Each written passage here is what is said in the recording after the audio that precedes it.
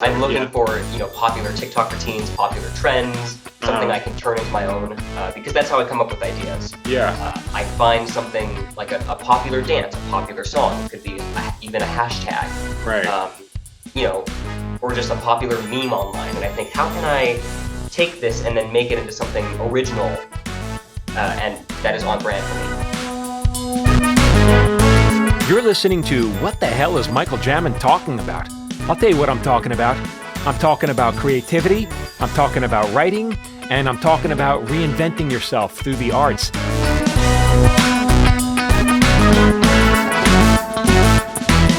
Hey everyone, it's Michael Jamin. I'm back with another episode. I've been doing some rebranding, guys. So the first couple of, I'm over 200, over 100 episodes. So I've been doing this podcast for over 2 years. It's been called Screenwriters Need to Hear This. And mostly I've been talking about to TV writers and to actors and directors that I've worked with. But then I've been railing against that for everybody. Guys, put your creative work out there. Just be creative, see where the energy goes, because it'll lead you somewhere. And so I'm rebranding the podcast. Right now, I think I'm just going to call it the Michael Jamin Show, where we just talk about what Michael Jamin's thinking of today. But whatever, who gives a crap what the name is called? The point is, I was at a movie premiere. I'm name dropping here. I was at a premiere maybe a month or two ago. I don't know, maybe more than that. And this kid comes up to me. He says, "Hey, I follow you on TikTok." I go, "Oh, do you?" And I go, "That's nice. What do you do?" He's like, "Yeah, I'm on TikTok too." And I check him out. This kid's got like 32 million followers. 32 and a half million followers. This guy gets more. His reach is bigger than like all the networks combined.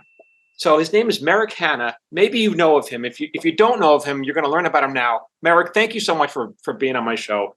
I'm so honored that you're doing this. Welcome. Thank you so much for having me. This is very exciting. It's exciting for me. And when I say kid, guys, he's 18. He's 18. Merrick, I want to know, you're going to tell me all about this because I don't know what it's like to be you, to be like, I don't know if you call yourself an influencer or a content creator. What do you call yourself? Content creator mostly. I don't really creator. Influence people. I just make fun videos for the internet. So mostly content creator. But why? And he's young. You're young. He's 18. No, I'm going to ask you, by the way, Merrick, don't use words that I don't know. Like, don't say bay. Don't say lit. You're going to have to talk to me like, say fresh. Say words from the 80s that I might understand. Got it. No cap. Yeah, really fresh. Now, so tell me, okay, how long have you been making so the videos, in case people don't know? So mostly dance videos. He's a really good dancer, but sometimes he does cute little sketches and stuff like that. So he's not limited to that, but they're short and they're fun. And Merrick, I think you just bring joy to people. Is that what you do? That's my goal on social media, is to just make fun videos that people enjoy, that, I enjoy. It's a fun way to be creative. But so how did this start? How many years have you been doing this?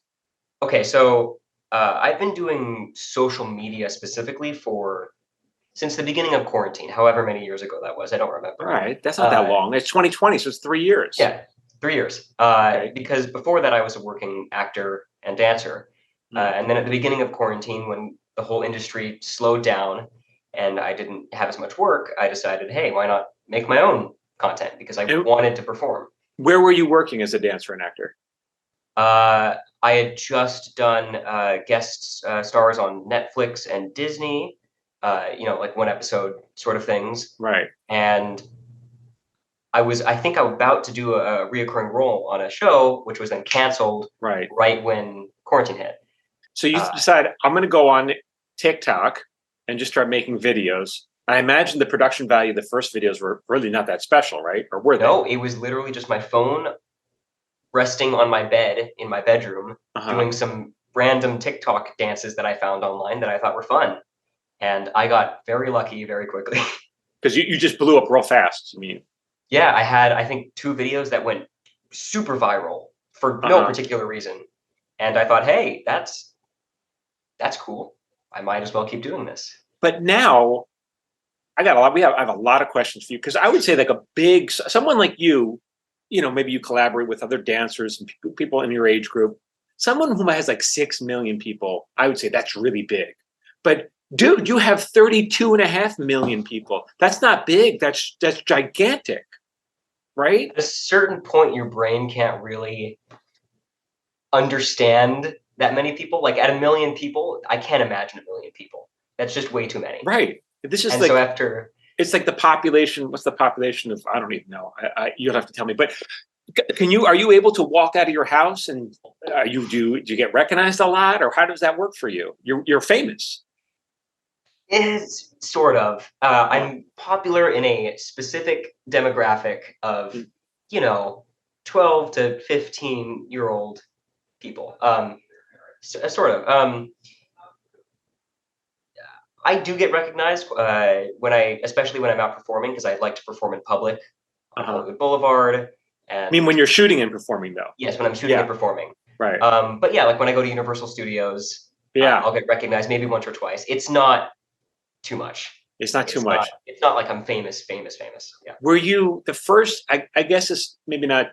I guess I already know the answer to this question. But when you first started doing these videos, I mean, you were already a professional. You already worked in the business as a dancer and a performer. But were you a little worried? Were you a little nervous about putting out your first videos, or were you just too young and dumb to even care? Like, what did you do? How do you feel? I was not nervous when I started putting up my first TikToks, because it really was just something I was doing for fun. Right. I had no expectation of more than maybe a couple hundred people watching them, which is a lot, but it wasn't that much relatively. I do remember, though, being very nervous when I posted my first ever YouTube video when I was 9 years old. I was when you're 9, okay. Out. Well, Yes. when you're young, right? You were freaking out. Well, that's normal. I mean, you were 9, and that, but you're probably bigger. I imagine you're bigger on TikTok than YouTube, or is that not the case? Yes, I am bigger on TikTok right now. I have roughly 3 times the amount of followers on TikTok. And now I imagine you're monetizing both things. That you probably make a decent make some decent money at this point. No. Yeah, I'm trying to. It's turned into a job for me, and so I'm definitely trying to monetize my social media without it taking away from the fun of it. The fun of it. Well, tell me what that means, though, because are you doing brand deals, or are you just monetizing through the app where they run ads on your content or something?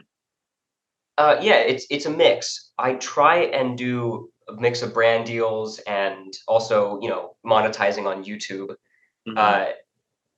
Brand deals are tricky because they aren't very fun to do. Yeah. It's like, oh, we want you to make a video talking about how great our cereal is. I'm like, right. Oh, that's not. How do you make that fun? Right. How do you make that fun? So what do you do? I'm very, very picky about what I do. I only really ever say yes to a brand deal if it's something that I think I have a fun way to make into an entertaining video. Right. And so I don't. As a result of that, I do very few brand deals compared to other creators. But tell us how it works. So did they come out? They reach out to you, because this is all new I got an older audience. We don't know. Right. I don't. Yes. And I say bold. I mean me. So they reach out to you. Hey, you got a big following. We like what you're doing. Would you promote our whatever? Let's say cereal. And then you say, let's say you agree to it. Do you have to bounce off the concept to them? Do they give you notes? How does that work? Right. So yeah, let me back up, because I've been doing this for a couple of years now, and it's very, I'm in this world. So they'll reach out to me, and it really does depend on the brand. Sometimes they'll say, we want you to do this specific video. And sometimes they just say, we want you to promote this video game. We know you're a creator. Please just pitch us some concepts. So right now I'm in the middle of doing a brand deal with a video game company that I've worked with before. And they reached out to me. They said, hey, Merrick, we like your videos. Let's collaborate. Here's our video game. We want you to come up with some fun ideas. And so I wrote up 3 unique video ideas. Right. I sent it off, and they came back to me and they said, we like this one. Now we want to expand on it, create a script, and then I'll shoot it, send it back, probably a couple revisions, and then I post it. And do you do all the writing yourself, or do you have any help? I do get some help from my dad. But I am trying to get better at writing. Yeah. So your dad works for you, and you say, do it better. Is that what you do? Are you awful to him? No. Don't give me this garbage, Dad. I think that we work very well together. We work well together. Yes. No, because it's interesting, because I did a TV show for some very big YouTubers, Rhett and Link. You must have heard of them, right? Love them. Okay. So they got very, obviously they're very big. And then YouTube said to them, we want to do a sitcom. So my partner and I were the showrunners of Rhett and Link's Buddy System for season 2. Now, what I was shocked to discover, because this is all, remember, I'm older than them. I show up and these guys have a big studio with like, I don't know, 30 employees, 40 employees. They got a team of people, but you don't Yes. have that. You don't want, or do you want that or don't want that or what? It's funny that you mentioned that because I am actually sitting in my studio. Uh, You have a studio, so you right have out through that door is a very large shooting area with multiple sets and a green screen. interesting. And this Yes. is okay. So, all right. So you have a big space, and it's all covered by, of course, the revenue that you bring in. Yes. This is actually very relatively new. Uh-huh. I started renting the studio maybe 4 weeks ago, Okay. and I'm trying to hire people because for the longest time, I really was just doing it by myself in my bedroom And up editing it until 4 weeks yourself. ago. Yeah, editing it, writing it, shooting it myself. And And, then I met with other creators, like how we were talking about with Red and Link. yeah. I met with a couple creators where I just walked into their movie studio, like you were saying, they had Yeah. 20 employees. Yeah. And it kind of blew my mind because I realized, wow, I could actually have help doing this. And so, And so, do you have a small team right now of like production people setting up the green screen or editing or doing whatever you do? yes, I have a small team of my dad and 2 people. Wow. So, You're 18 years old. This is pretty amazing. This really is amazing. It's very impressive. Maybe it's normal for you, but I'm super impressed by this. it's not normal to me. No, this is Uh, strange. It's very strange. I but still don't understand it. even the effects that you do, I mean, some of them are pretty tech. As far as I'm concerned, are you doing this on like Adobe? Like, where you at Premiere? Or where are you editing most of this? Yeah, I'm doing all of my effects videos on my laptop with After Effects, which is Adobe, Right. Right. and Blender, which is a free 3D software. So tell me what this is like. So you come up with an idea. You might spend, because I know. Okay, let's take this back for a second. How many videos do you post in a week? I post right now. I'm posting 14 videos a week. That's a lot. So it's Sometimes every more, sometimes less. I try and get 14. Sometimes I am not as productive. I think this week it was more like 7, 10. Help me out around. here, because the night before I do one a day, and I try Yes. 5 or 6 days a week. And the night before I go to bed, I go, oh, God, what am I going to do tomorrow? But you don't seem to have that problem, or do you? Oh, I do. It's very, very difficult to come up with ideas. And sometimes at night, I'm just sitting in bed like, oh, I can't find any routines. What am I doing? Are you So looking for inspiration from other creators, or what do you? yes, I'm looking Yeah. for, popular TikTok routines, popular trends, something Uh-huh. I can turn into my own, because that's how I come up with ideas. Yeah. I find something like a popular dance, a popular song. It could be even a hashtag, Right. um, or just a popular meme online. And I think, how can I take this and then make it into something original, and that is on brand for me? And do you have like a list of ideas that, like, backup ideas? I have a list of backup ideas I don't want to get to. I guess they don't seem that good to me. Yes, I do have a very, very long Google document with ideas. But the Oh, problem with doing that is that trends come and yes. go within 2 days on But TikTok. but do you have to do a trend? Yeah, You do? kind of. On TikTok, it's really, really important for me to do a trend. And this is just because I've had years of experience throwing things at the wall and seeing what sticks. Yeah. And it's always trends that do best. It's always when I take a trend, I say, how can I make this different, unique, put a fun spin on it, and then I make it my own. Now, for people who don't know, a trend can be a trending song, a clip. It could be a trending. What else could it be? What else could it be? A trend? In the past, it's been a trending meme. There was a meme about the McDonald's Grimace shake for a long time, Uh-huh. where people would drink the Grimace shake and then die. That was Right. that was the trend. And I thought, how can I make this different? How can I turn this into my own? See, this And is interesting though, because as I scroll through many of your videos, obviously, like I said, many more special effects are, different, and many more dancing. A lot of them are collaborations, but none actually, as far as I can tell, you're not talking to you're not really, you're in character basically. They all seem to be in character. Is that right? yes, yeah, they are all very in character because I'll do 30 takes of each video Uh huh. after I've written a script. And so there's nothing spontaneous about my videos. I know that a lot of people like to just set down a camera and see what happens, but Yeah. I am more comfortable really planning things out and having it be a very produced video. But part of the appeal, I think, is I think you must have fans from across the world, because you're not talking, you're mostly dancing. And so you don't have to learn, you don't have to speak the language, right? That's true. Well, yeah, there's definitely pros and cons to doing that. The pros are that I have a very large fan base in Korea and the Philippines, and I think Russia. It's all over. In fact, Right. I think only 20% of my followers are from the U.S., which is a Really? crazy statistic. Yeah. What interesting. So maybe it's the culture they're interested in. You're American, right? You must be the average Maybe. American, maybe. It's funny. A lot of people think that I'm not from America. They just assume that I'm from where they are. Oh, really? How do you know? The comments? Yeah, the comments, because in the couple videos that I've talked, and they go, "You're American? Wow. You speak English? That's crazy." This is something I've learned, is that people will project whatever they want onto you as long as you give them enough blank canvas. You know what I'm saying? That's interesting. Yeah, they don't know enough about you, so they figured it out. Like, I'm looking at this image of you, and you have a red coat on, and I can only see the top of your torso up, and then I don't know, maybe you have wheels instead of legs. You know what I'm saying? Like, that's what people, because people don't know. I don't know if you're tall or short. I've decided you're tall. What do I know? And so that's, I think, what goes on in social media. This is interesting. Tell me something else, though. So you did one video. It's just recent, and it's up against a blue screen, and you're wearing a blue bodysuit, and they got your buddy. He's walking on a treadmill, and it's supposed to be how, I guess you're supposed to be showing, like, see, this is the gimmick where this is how we're doing it, right? But you're not actually going to share the actual version of that with you, right, blue screened out, right? It's all just a joke. You're not actually going to do the other version. So what you're talking about is a really weird phenomenon that I've discovered within the past couple months. Yeah. Where people really like seeing the behind the scenes and how videos are made, but they don't really care to see the actual video.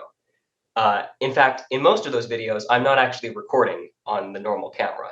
Okay. Because for the longest time, I would shoot, videos, and then I would have a camera running in the back, and I would post the behind the scenes. And I noticed that the behind the scenes kept doing really well, and the normal ones wouldn't. And the actual video of the making of it does better than the video. Exactly. And so recently, I've just been posting, absurd how I made this videos. Even though you never made the video. Even though I never actually make the video, which is so strange.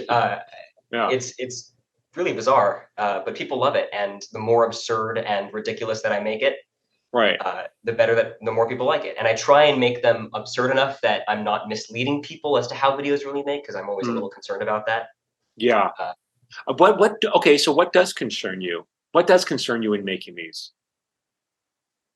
I don't want people to think that's actually how I make my videos, because I want to teach people how to edit videos. Recently, I've been doing live streams where I actually show the editing process, and I've been answering people's questions. Okay. Because I do want to I do want to show people how to edit, because I love editing, and I want to share with other people how amazing it is. And so I try and make my videos ridiculous enough that if somebody was actually interested in editing, they would realize that it was a parody. So is this part of your larger vision then, is to either be an editor or teach people editing, or no? It's just something on the side? It's not part of my larger vision. I can actually get into my larger vision. What? Yes. What is it? What's the plan? So my goal, as I mentioned a bit ago, since the beginning, has been to, I have not actually mentioned this. My goal is to become a professional actor. Well, I am a professional actor, but to get more acting work. Okay. That has been my goal since the beginning, since I first started at the beginning of quarantine. Right. The industry slowed down and it didn't have as much work. I thought maybe this can be a way to continue working and bring in more, attention to. And has that worked for you? It has. In what way? Social media has brought me tons of opportunities, but it actually has gotten me booked on a TV show and a movie.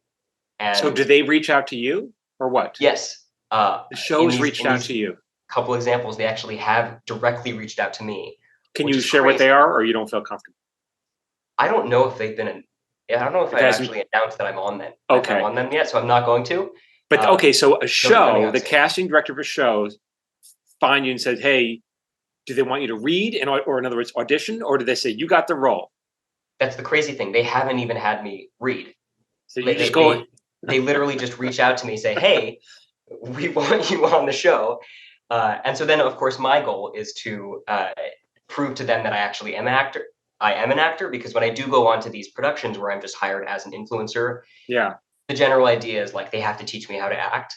Right. But my goal then is to prove that, hey, I actually do know how to perform. I can be a real actor here. Are So these parts small or big? they've been guest stars for one episode, but Right.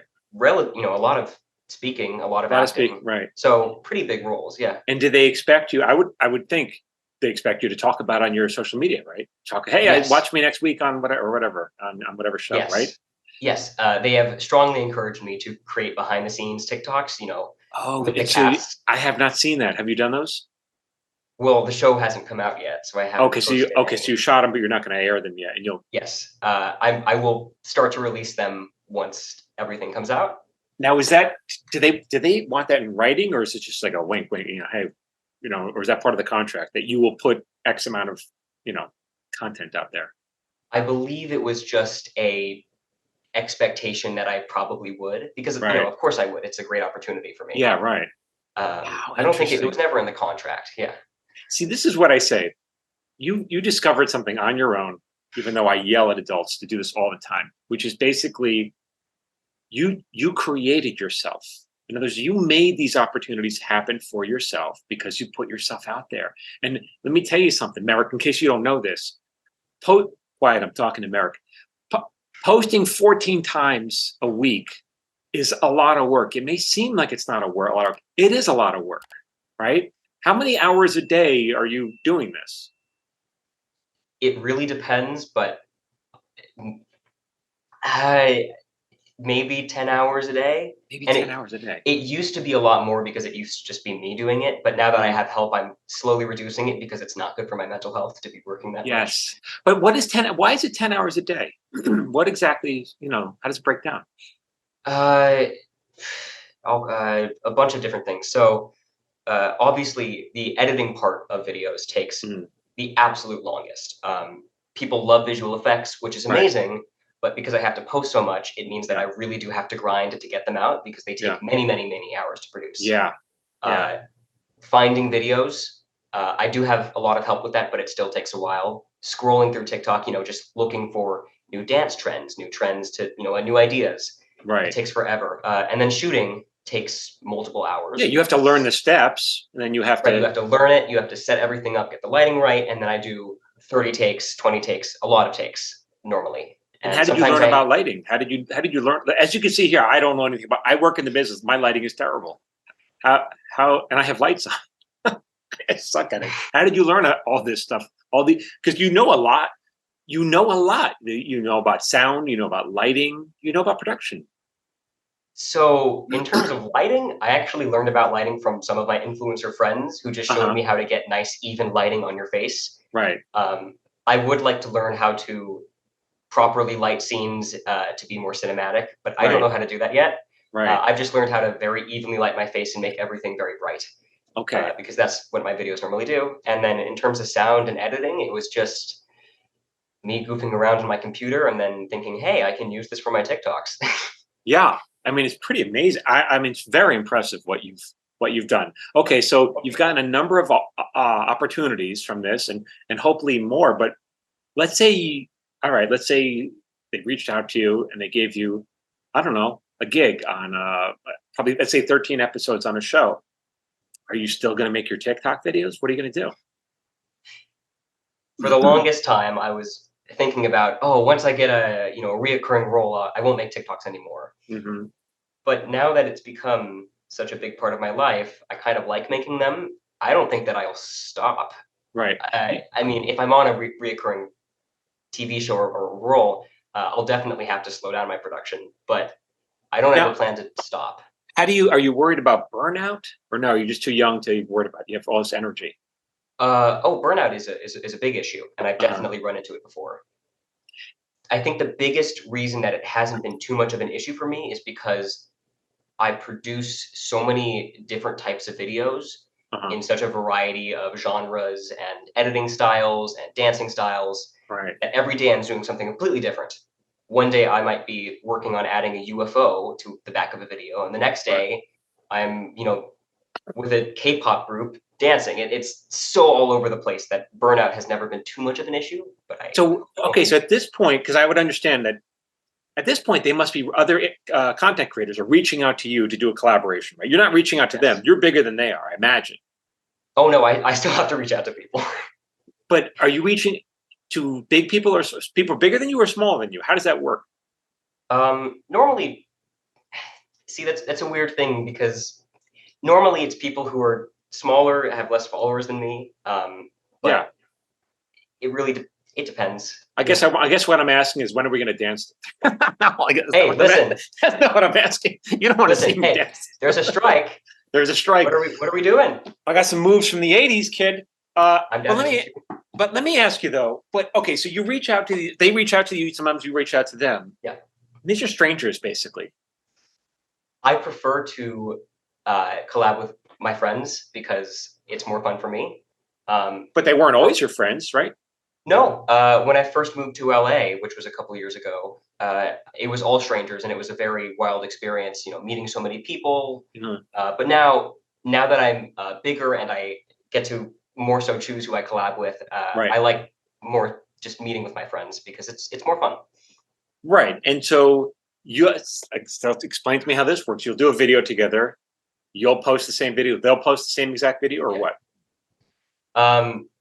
TikTok doesn't like it when you post the same video twice, which makes sense. They want to, when two different creators post the same video, or when yes.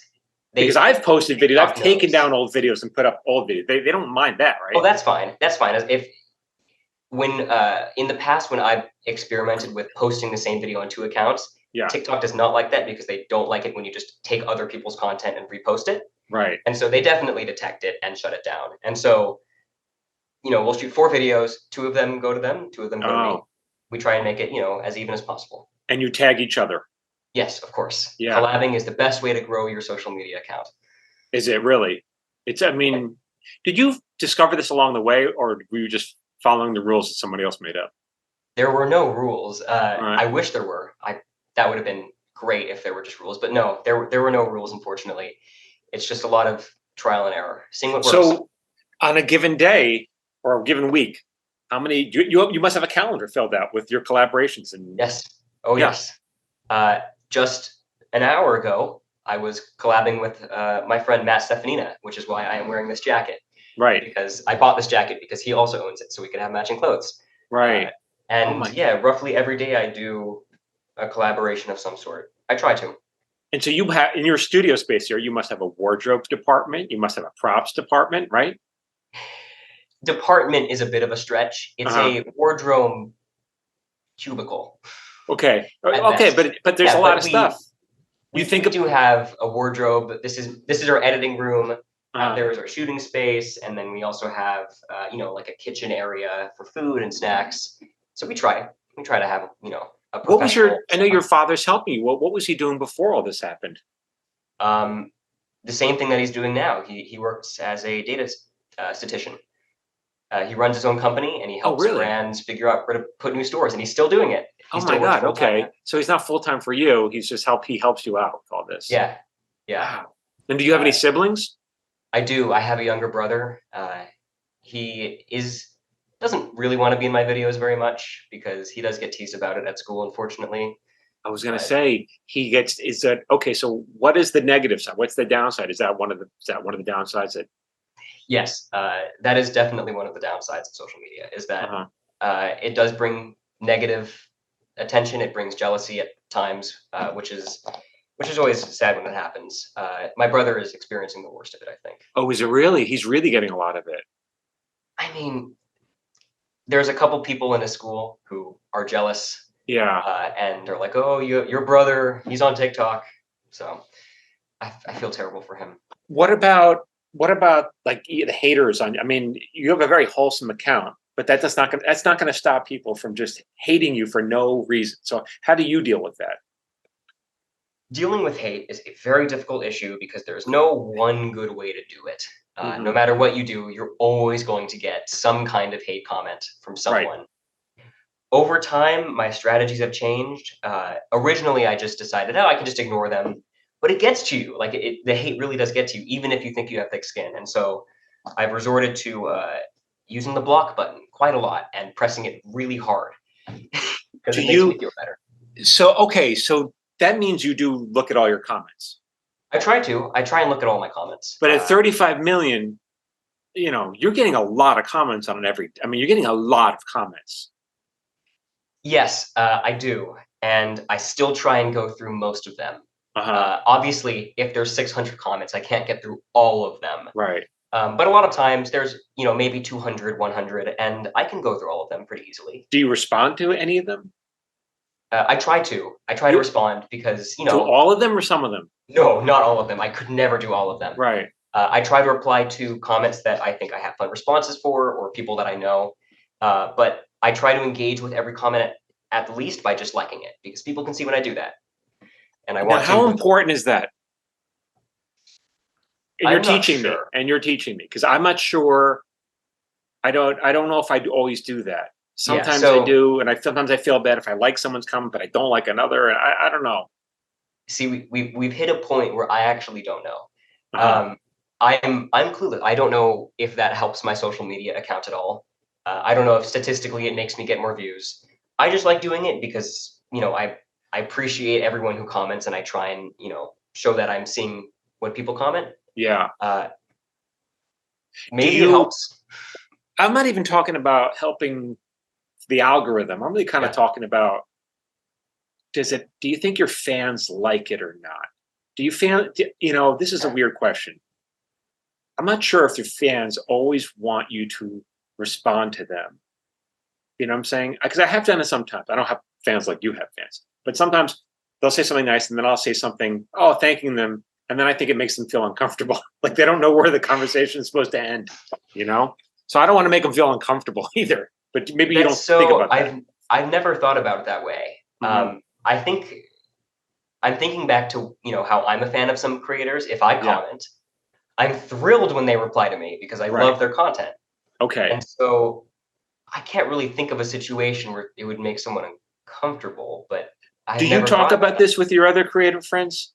When you're not specifically making people uncomfortable by comments. Or anything like do you say to them, hey, do you respond to every post or do you block every post? You talk about this? Yes. Oh yeah. I've talked a lot to my creator friends about what they do because everyone does things differently, and I've never really figured out the right way to do things online. Yeah, but I try and talk to everybody and see what their strategies are.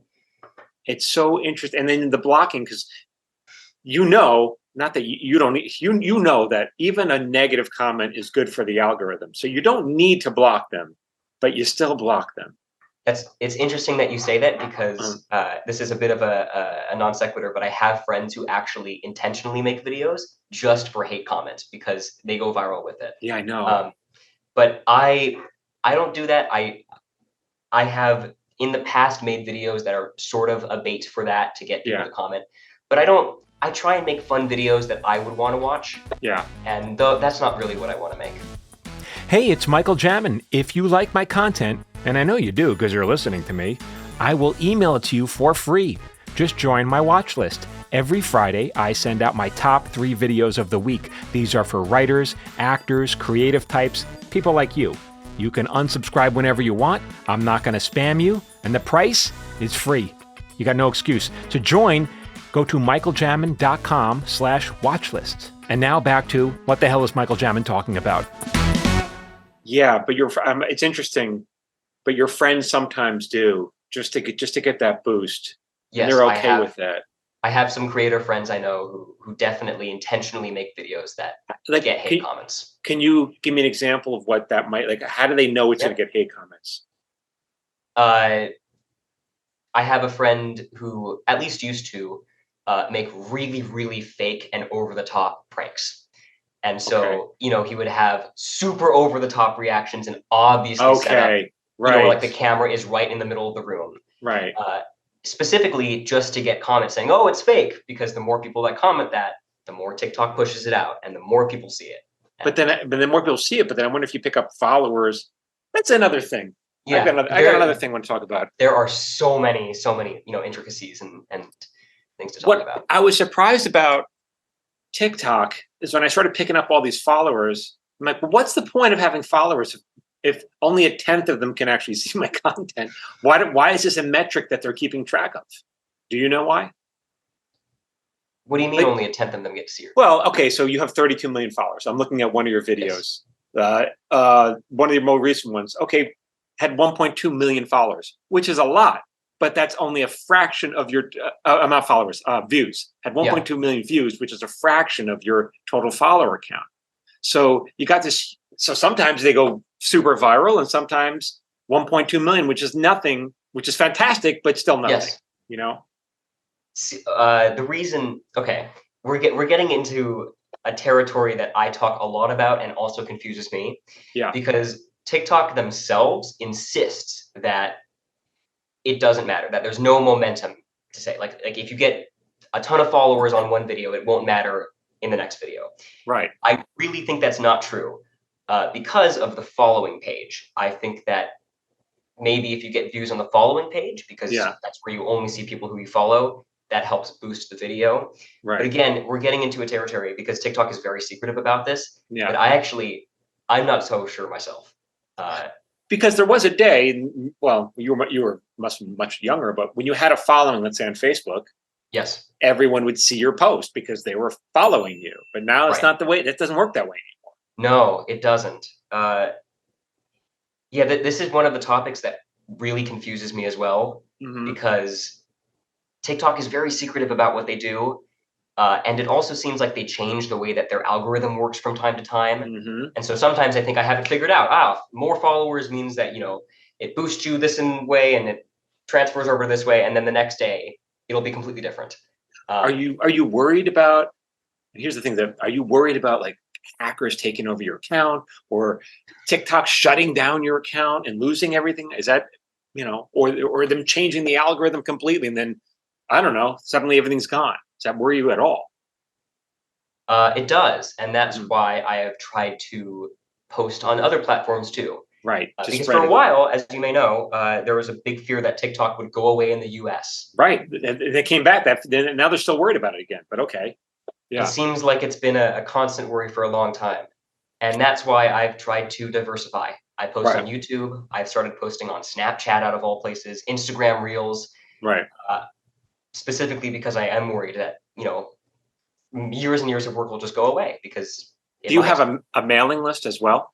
Or do you not keep that? Mailing list? What do you mean? Yeah, well, like get on my newsletter and then I'll send you whatever I want to send you. And that way you can email them whenever you're on a show or whenever you have something to promote. But you don't do that. That is a bit of an outdated concept. I'm not sure that people really do that anymore. I do it and I have a nice list, but maybe amazing. Outdated. Okay. Yes. And fascinating. It's outdated. But okay, just to be clear, if there's anything that I want to post about, I just post it on my social media. Right. Post everything else. Yeah. I've never had a need for that. I don't think I should check on your link here again. I looked earlier, but you don't sell merch or anything like that, or do you? No, I don't. Why is that? This is another weird thing that I've thought a lot about. I've wanted to for some time, but I've always been afraid that what I'll sell won't be worth the money in a weird way because a lot of my fan base are younger kids, and I don't want to sell them a T-shirt that just has my face on it and that they'll buy and then never wear. Like I would feel terrible if I did that. And so I've always been. It's like morally, it's weird for me because I don't want to. Do you know what I mean? Like I see other creators pushing their merch. I'm like, why would anyone ever buy this? In a year, everyone's going to regret buying this thing. I want to make whatever I have as merch something that I would actually wear and that people actually, get their monies out of. I totally hear you. People have said to me, "Hey, when are you going to come up with like merch?" I go, "What? A line of pencils? Do you really want a pencil with my name on it?" And they're like, "Yeah." Why? But I admire the fact that you don't want to just put garbage out there. But there's still demand. People, I mean, if they want it, they want it. Yeah. It's a tricky thing. I've talked to a lot of people about doing merch. A couple times I thought, oh, maybe I'll actually do it because I found designs that I like, but it's never quite came to be. And maybe one day I'll do it. Right. Yeah. How are you able to monetize on TikTok? I'm not doing it. This is all, I don't monetize any of my intentionally. But how does it work to monetize TikTok? Tell us how that, I don't. You don't, and why No. not? For the longest time, I was under 18 and I couldn't. Oh. But also, I don't think that TikTok really pays you. Well, they have they have a beta studio, which apparently people get paid a little more, no? They do, but I think, again, I'm not part of this program. I think it's only for videos over 60 seconds, which And most of yours are shorter. You won't make all one of them are that's shorter. interesting. I know they're in short, fact- but why is that? My videos are short because it's what I like making the most. My fans like that. I've tried posting, 10-minute videos. I've tried posting 2-minute long videos, and I think that my fan base, people who follow me, just like watching the shorter videos more because it's all that I've ever posted. People are used to it. Do you? I know I'm jumping around, but do you give a lot of interviews like this where people are just asking you about No. you? No. What? But you must do a lot of podcasts and guests and lives or whatever. This is the first podcast I have done in, I think, 8 years. Interesting. Well, why is that? Have you been asked and you just said no? No, I don't really get asked to. You don't get asked to. My dad just said that that's not true. Maybe I get asked and I don't have the time to. He said it's not true. He yelled from outside the room. He's out That's there. not true. He said that's not true. Pipe down, Dad. Well, he would know because he handles that part of you. So, Dad, do you wanna help answer this? Also, I should give some context. My dad handles my business email. Right. And he helps me go through some unsolicited messages as well, because I don't really want to go through those. Yeah, right. I'm sure. But I'm surprised you don't get asked. Okay, your dad thinks you get asked, but whatever. Either way, you haven't done a lot. We know that for a fact, that you haven't done a lot. Now, is it because there's part of you just don't want to share, or what is that? Supposed to sneak in? Here he is. So you said there's Dad. What's up? Invited to a lot of podcasts. You do get invited to a lot of them. I actually Michael. did not Hi, know pleasure to meet you. So, but what's If you lean towards me, I can eavesdrop. Yeah. Oh, hold on, What's so he gets asked a lot to do podcasts. My question for Merrick was, does he do a lot of interviews like this where he's just telling people what it's like to be a content creator, which I find fascinating, but he's saying he doesn't get asked a lot. And you're saying he does get asked. Yes, and I know that you don't really like doing things like this, so your podcast is great. I'm very happy that I'm here. Oh, I'm happy to have you. Fascinating. There are many people doing podcasts. There are very few that have much in the way of listeners. And so given that I know that you prefer not to do that sort of thing, I tend to filter for you unless something particularly interesting comes along. Right. Well, I'm honored that I made that cut. What I'm interested in is the interview, which is really like the journey that he's on, the creative journey he's on. Because he's at the forefront. Like what your kid is doing is pretty impressive. But okay, but Merrick, is it hard for you to, or it doesn't seem hard for you? Is it uncomfortable for you to share that because like I said, your videos are basically, you're in character. You're this character, this happy, fun, jokey guy. But your fans don't really know that about you. They don't know the other side. For a long time, I preferred to keep it very, scripted and produced and act in all of my TikToks. But I've been getting more used to, talking to people, because for a long time I was extremely introverted and I did not like talking to people. I've gotten a lot better with it, and I am doing a lot more just personality content. I'm live streaming on TikTok. I'm just talking to people. Are you? And so how long will you do that for? To be clear, we put him in acting lessons when he was 7 and 8 years old because he wouldn't talk to anybody. Oh, is that right? So we were not motivated by anything other than the fact that we thought that putting him in a situation where he might be forced to use his voice in front of other people his age would be good. And you were right. And we found that not only was he great on stage because his unique little skill was that he didn't have any real sense of the audience, so he wasn't fearful. Right. But he liked doing it a lot and was immediately hired by the professional company that ran the theater camps to be in their professional productions. Wow. So this is all very therapeutic. So it's a good journey for you to be on. It's very good for you. Yeah. to be clear, up until a very old age, I very used, old. Yeah. Like 4, I only used sign language to talk to people. Really? Because I didn't like talking to people that much, and so acting helped a lot with that. And doctors said not to panic because sign language is talking. So they said, don't worry. Yeah. He is a talker. Right. More. I know that one. Yeah. I taught my kids that. Ooh. Oh, is that one? See? Yeah. Now you're teaching me. I'm gonna leave you alone. Yeah, thank you for chiming in. Right. Well, and now we know anytime in the future somebody wants to do a podcast with Merrick that has a bowling pin in the back. Yeah. Good. And a parking meter. Yeah. Yeah, parking meter we're on the fence with. And especially a Writers Guild strike. There you go. There it is. Yep.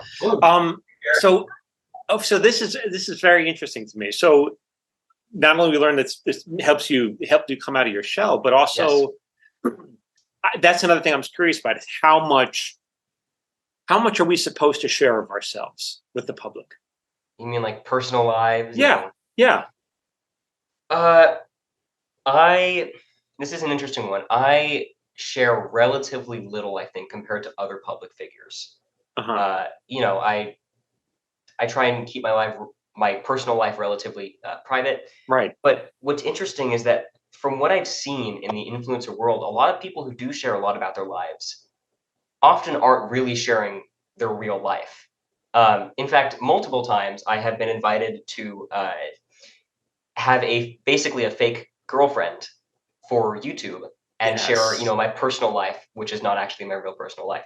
It's a very real thing. And so I know it is. Even though I share relatively little, I'm not actually sure it's that much less than other people because do you think that because I know they have these, and you're not part of these, like, I don't know if they're called YouTube houses or influencer houses, where they put people like yourself in an apartment for a month or whatever, and mayhem ensues. You must have been invited to these. Oh, yes. Yeah. Another version of those are social media squads, which I am very, very familiar with because I know a lot of people who have done those. I have been invited. Not for me. Definitely not for me. I'm really glad you say that, but people have gone, and what is their take out of it? It seems awful to me. Yeah, awful is it's much worse than awful. In fact, there's actually a very big lawsuit about one of those right now that a lot of my friends are a part of. That involve, sexual abuse, many terrible things from other influencers or content creators, or I hope not from content creators, and sometimes their parents too. Often, a lot of times it's the parents. Yeah. So the parents are living there as well. Think like dance moms, except influencers. Oh my God! This is horrific. Yeah, this is a very, very large rabbit hole. Yeah, that's a whole different conversation. You're right. I've always managed to stay on the periphery of this, but I definitely have a lot of friends who are very into the weeds there. But there's a lot of kids your age who would kill even to have a fraction of your followers. They're chasing the fame. It doesn't seem like that's what you're doing at all. What is your advice for them? For people who just want to chase the fame? Yeah, well, that's why they do these houses where they all live together, and that's why. I would kill just to have people follow me, to listen to me. I guess to be heard, maybe that's. What is your advice for them? No, go for it. Go for it. Go for it. Okay. I mean, right now, in my position, the pros definitely outweigh the cons. What are the cons then? I mean, the cons are, I am not in touch with a lot of my friends that, from when before I was a professional influencer, content creator, actor. Like I've lost a lot of friends because you have a job now. Yeah, because I have a job, and because I moved. I no longer live in the small town that I used to. Where did you grow up? I grew up in Encinitas in San Diego. Oh, it's not that far away. And so you moved to LA to be closer to the business, though. Yeah, it's not that far away. It's only like 2 hours away. Right. But still, a lot of my friends I'm not in contact with anymore, which sucks. That's a huge con. It can be very stressful being a public figure because I have to be careful about what I say. People are constantly trying to wrap me up in drama. Yes. And I have accidentally gotten caught up in that before, and it sucks when that happens because in I what try and way stay out of it. can you, without you reliving it, but what kind of happened? It's nothing. Like I commented, it was a reply to a TikTok comment that was taken horribly out of context. Right. And it's only happened, I think, once or twice, but you got to be careful about what you say. Yeah, super careful. Yeah. I can't just post whatever I want. No, it has to be. I have to be careful about that. Yeah. But again, it's not too big of a deal. And what are some of the unforeseen pros that have come out of this that you would not have expected? Okay, we were hoping to get booked on a TV show, and that's happened. Yes. Hopefully, that'll happen more. But what other some that you would not have expected? I've gotten a lot better at my craft. You know, I never thought that TikTok would help me get better at dancing, but it really, really has. Just because you're doing it over and over. Yeah, and it's also helped me get better at editing. I've been, in a way, forced to learn many new editing techniques. And I've also gotten a lot better at acting through TikTok, which is strange that it happened, but it did. It's been super beneficial, and for me, that was super unexpected. And you also have this whole community of other content creators that you now call friends. Yeah. I made a lot of friends through the way too. Yeah. Yeah. That's amazing. This is amazing. What else? Is there anything else? First of all, I want to thank you again. I know you were very kind to do this, but I'm fascinated. I give first of all, like I said, a lot of credit to you because you invented this thing for yourself, and all these opportunities came, and you put yourself out there. You were not afraid, or maybe you were afraid of being judged, but you got over it and you did it anyway. And you work hard for this. I know you do. I mean, I watch your videos, like that's a lot of work. I can tell it's a lot of work. So good for you. Thank you so much. Is there anything else we can plug for you? We could talk. Let's let them know where they can follow you on all your, your social media. Where do you have the same handle for everything? Yeah, I have. It's just my name, Merrick Hanna, everywhere. Everywhere. I've Pinterest, X. You're on Pinterest? What are you doing on Pinterest? I posted once. You posted once, and now you have a following? It's Merrick Hanna everywhere. You can probably find me on every social media platform. Wow. Yeah. So okay. I had one last question, but now I can't even remember what it was. I was so shocked that you're on Pinterest. Yeah. Well, this is thank you again. Well, okay. See, Pinterest is like that was just a random account I created. Right. I'm mostly on YouTube, TikTok, and Instagram. Yes. And do you respond to the people on YouTube as well, the same way you do on TikTok, or no? I try to. Generally, it's less. There is somebody behind me taking a photo. I see that. Yeah. Instagram story. Instagram. Oh, here, quickly post for Instagram story. Nice. Great. So. Cool. All right. So great. Put it on Instagram. So, wait. What was my question? I lost my train of thought. You respond to everybody on YouTube. That's what I was asking. Yes. I try to, but honestly, it's less. Just less.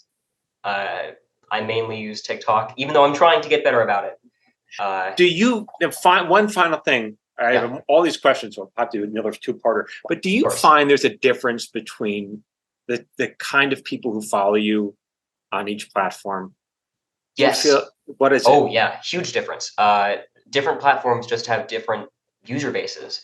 And I think that's most reflected in the kind of content that does well on each platform. So I'll give you a brief summary. On TikTok, people love trends. People who use TikTok like, seeing people use songs in different ways. They like trends, popular memes. On YouTube, people don't care about trends at all. They just like good videos in general. And more like skits. So dancing isn't as popular on YouTube. It's more, people who like skits. And on Instagram, it is just dancing. It's just dancing. Love dancing. And so, does that mean you won't post a skit on Instagram, or you do it? I still do, even if I know it probably won't do it very well, because there's no real reason not to. And people don't also realize that the very act of uploading your videos to the platform, it actually takes time. Are you doing all of that yourself? I used to. Now I have help. Now you have help. Yeah. I have two people helping me and my dad who help me upload, because you're right, uploading is a surprisingly annoying process. Yeah, you gotta tag, you gotta put the hashtags in. It takes time. It does. But do you find there's a difference between this is okay? I'll tell you where I'm coming from. So I find that on TikTok, people tend to be meaner. But then let's say Instagram. Do you feel that way? Yes, I have noticed that. It's hard to say why, but I know exactly what you're talking about. It seems like there's almost like the meaner comments get liked more, and so people are more incentivized to, make fun of a person. Right. I don't really know why. I'm just speculating. But you're not wrong. I have noticed that. Instagram has a little bit of that. On Instagram, it's interesting. It's normally like older people who are mean. Are older people mean to you? Yeah. Like on Instagram, they're like, back in my day, kids would dance better than this. But are they okay? That's okay. But are they actually getting? I mean, I don't approve of that. But it's not like that was personally hurtful. That was a very PG version of what they say. Right. It's PG. Right. Okay. It's worse than that. Yeah. And YouTube, people are generally nicer from what I've seen. But you're not wrong about TikTok having a bit more of that. It's unfortunate. And what do you do to wash it off? The negativity. If it's a pretty mundane negative comment, oh, you're cringe. Right. Who cares? Okay. But if it's anything more than that, block. Yeah, just block. Simple as that. I also try and use comment filters. I try and block, words that commonly appear in hate comments. Yeah. Which does help, but people get around it. Wow. Yeah. People don't realize that there's just no point in being mean. I sometimes lecture people with posts. If you ever see in my posts, I sometimes talk about why it's really bad for your soul to be mean to people on the internet. But I can't do that. What's that? Right. I love seeing those videos, but I have to say, responding to hate just draws more hate. At least that's what I've experienced. But am I responding to hate if I'm doing a general video, or what do you think? Is that what you're saying? You're talking about me specifically, or no? Yeah, like in general, but also in general in content. Like I have friends who have gotten really angry at hate comments and like have made videos responding to them. Yeah, and that draws more hate. It just seems to draw more people who like want to troll. Yeah. But I do enjoy watching those videos. But you want to do well. My feeling behind it is, maybe I'm wrong, but because I'm way nearer to this than you are. But my feeling is, even if I get seen by haters, the haters, it'll help me find the audience that I want to be, that I want to find me. So it's almost like I'm okay with the trade-off, if because it broadens my reach and helps find the people who do like me. So I'm willing to suffer through them. Yeah, that might work. Yeah, I've never. That's interesting. Yeah, that might work. I don't really know, but it's a good theory. So I wish people would realize that there's so much people are hurting. So when people are hurt, they want to let you know that they're in pain by inflicting pain on you. So they're like yelling, "I'm in pain. Now you should feel it too." Yeah. But you seem like you gotta. What's that? Also on social media, I've seen that a lot of hate comments get commented to because people don't see you as like a real person in a way. Yeah. I don't know if you've ever noticed this, but especially with public figures, people online kind of see public figures or like TikTokers as almost characters.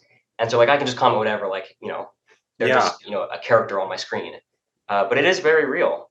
And I wish people knew that. Do you, I mean, so I never, I'm a lot older than you, but I would never leave a mean comment on someone, not because I'm worried about being canceled, just because it just doesn't feel right. Like, no. But did you at any point, I'm curious because you're so young. I'm curious whether you learned this lesson because you're a big creator now, or because you're just a decent person and you wouldn't do that, Honestly, it never occurred to me to leave a hate comment. Yeah. I wasn't on the internet a lot growing up, so maybe that helped. But I fully agree with you. It never made sense to. A lot of times hiding behind, faceless TikTok accounts with random names makes people feel more bold and. Yes. Well, that's another thing, random names, because on TikTok, you can have a random name. On Instagram, you can as well. But I don't think on Threads, your real, isn't you? Maybe, wait, on Instagram, can you find someone's real name out on Instagram or not? I don't remember. No, I don't think so. No. Okay. You can have anonymous accounts almost everywhere. Yeah.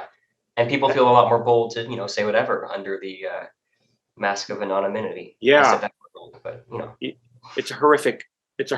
Well, I got to say, I'm very impressed with you. I really hope that people go just check you out. Look what he's doing. He's bringing joy to the world, and he's making a name for himself. And good for you, Merrick. You're a good kid. You're a good guy. I wish you much continued success. I hope you keep on booking big roles, bigger and bigger. I see great things for you. Thank you so much. I'm so impressed. Good for you. Yeah, and thank you so much for having me on the show as well. Thank you, Merrick. Thank you so much. All right, everyone. That was an interesting chat. Go check out Merrick Hanna across social media, TikTok, YouTube, Instagram, Snap, LinkedIn. He's not on LinkedIn. We'll get him on LinkedIn next. Okay, everyone. One day. Until next week. Thank you so much.